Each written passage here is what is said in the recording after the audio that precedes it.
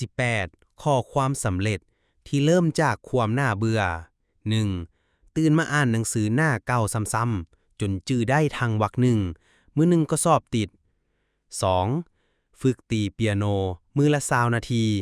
ทั้งที่บ่มีแฮงบันดาลใจจนสามารถลิ่นได้ทางเพลง 3. จดบัญชีรายรับรายจ่ายแบบน่าเบื่อจนฮู้โตอีกที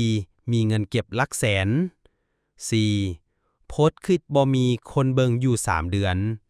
และมือหนึ่งคลิปที่91ก็กลายเป็นไวรัล 5. นั่งเขียนมื้อละหน้าทั้งที่บ่มีไผอ่านจนกลายเป็นหนังสือเล่มทำอิฐ 6. ไปฟิตเนสทั้งที่บ่อยากไปเลยผ่านไป6เดือนรูปร่างดีจนตัวเองยังตกใจ 7. ฝึกเว้าคนเดียวหน้ากระจกจนมือหนึ่งเว้าหน้าห้องโดยบ่สั่น 8. เรียนออนไลน์ที่ง่วงจนเกือบหลับแต่เนื้อหานั่นแหละที่ช่วยให้ได้โปรเจกต์เวียกไง 9. นั่งแต้มรูปเงียบๆคนเดียวทุกคืนจนมีคนขอซื้อผลงาน 10. เก็บกวาดเฮือนเฮ็ดความสะอาดซ้ำๆจนฮู้ว่าใจเฮาก็สะอาดขึ้นนำ 11. ตอบอีเมลเวียกด้วยความอดทนสุดท้ายได้เลื่อนตำแหน่งจากความสม่ำเสมอ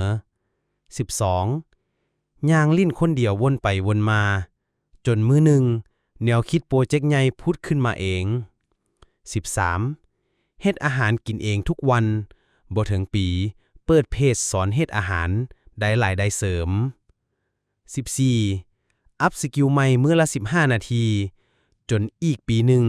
ได้เปลี่ยนสายงานที่ฝันไว้ 15. เว้าสบายดีกับลูกค้าทุกวันลูกค้าคนหนึ่งจื้อได้และกลายเป็นลูกค้าหลักของห้าน 16. เขียนขอบใจมื้อละ3อย่างกลายเป็นคนมองโลกในแง่ดีโดยบ่ฮู้โต 17. แล่นซ่าๆแต่ไปทุกวันกลายเป็นคนที่แล่นได้10กิโลในปีเดียว